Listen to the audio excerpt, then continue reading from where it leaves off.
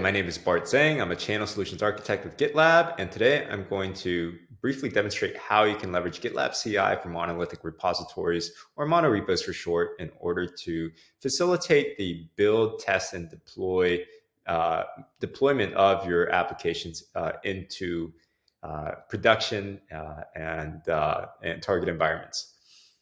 So what I have here is I have a sample project, right? It's called View Controller. It's a simple Python-based application that collects, imports, and aggregates data into a user interface or a visualizer of this Stack Overflow data.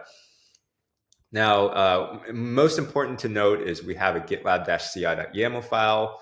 What this YAML file includes is the instruction set for how we want to build and test and deploy our application. So I'm going to go into my pipeline editor and let's go ahead and inspect this pipeline. But first, before we do that, I want to visualize at a high level what we're doing in each of these individual stages of our pipeline. First, in the request stage, we're pooling upstream artifacts from another project that's going to contain, it's housing all the data that we need for our application. And then I'm going to build this image using Canico, which is a container build tool from Google.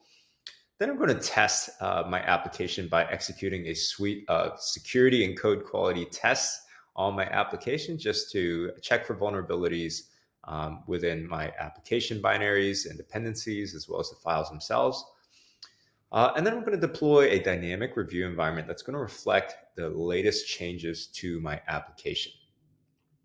Once I've done that, I will dynamically apply application security testing to that dynamic review environment.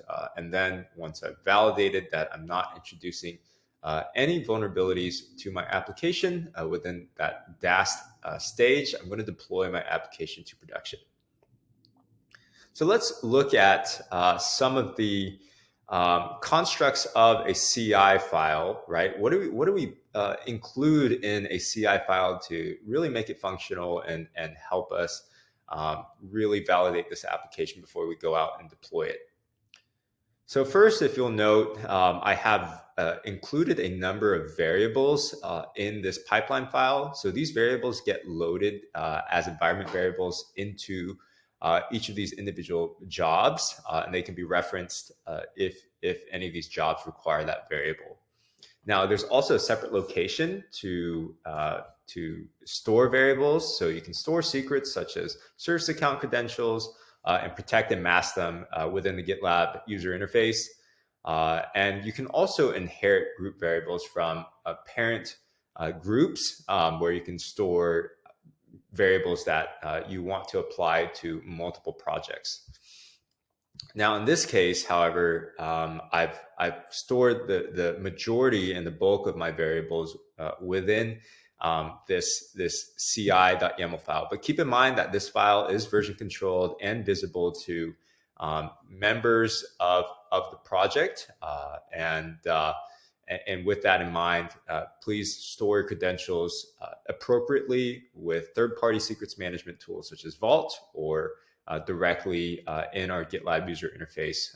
We have something called project level secure files, which is an active development to help you securely store your secrets and credentials. Now, within the context of this pipeline, I've also included a number of templates. These templates host security and code quality tests that we're going to execute on our application.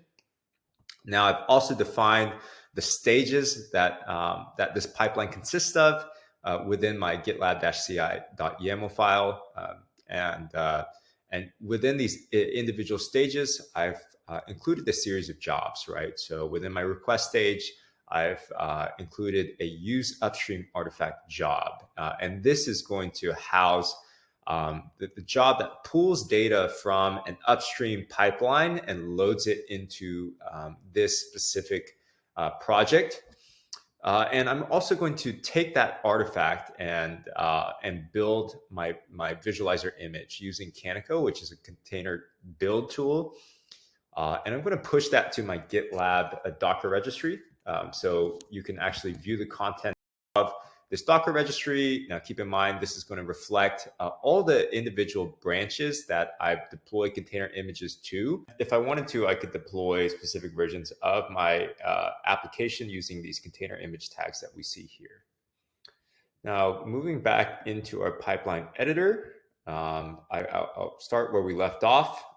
Now, I've imported a series of security and code quality tests that aren't going to be immediately visible in this pipeline editor. Once I've executed those security tests and code quality tests, now I'm going to deploy a dynamic review environment, authenticating into my Google Cloud service account and pulling the appropriate service account cluster credentials and loading them so that I can execute a series of kubectl and Helm commands to then dynamically create a namespace and deploy my application to it. Now, once I've done that, I'm going to execute a DAST job that's going to validate that dynamic review environment that we just deployed.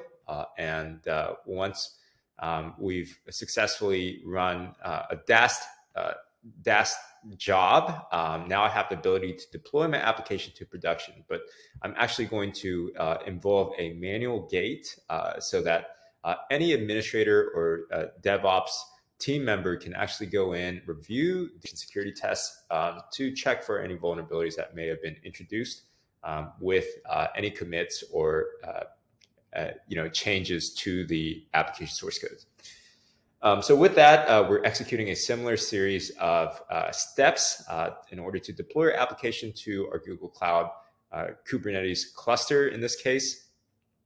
So that's our pipeline end to end. We are building, testing, and deploying our application from that monolithic repo that involves not only the application itself, but also the Helm charts that are used to deploy it to a cloud native platform such as GKE.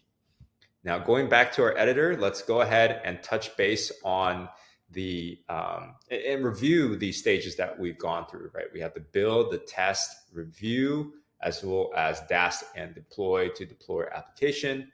Now we can actually look at pipelines that were executed on this branch, right? We have some that succeeded and some that failed.